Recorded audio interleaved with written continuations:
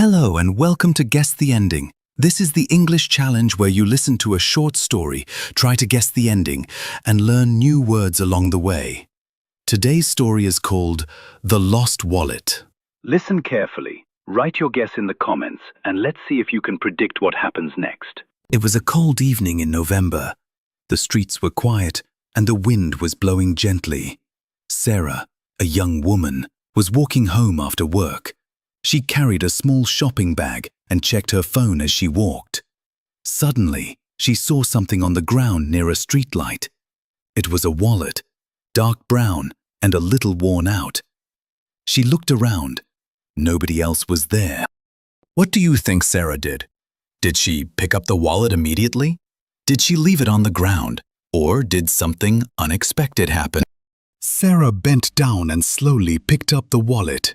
It felt heavy. Inside, she could see some cash and a few cards. For a moment, she thought, should I take it to the police? Or should I try to find the owner myself? She opened one of the pockets and saw a photo, a family picture with two children smiling. Sarah's heart felt heavy. Someone must be missing this wallet, she whispered to herself. Just then, she heard footsteps behind her. Who do you think is behind her?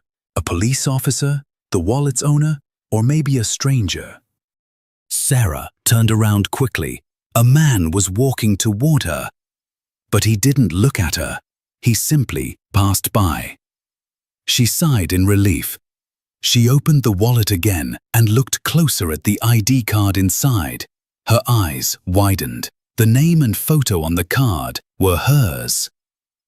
Sarah gasped. This is my wallet!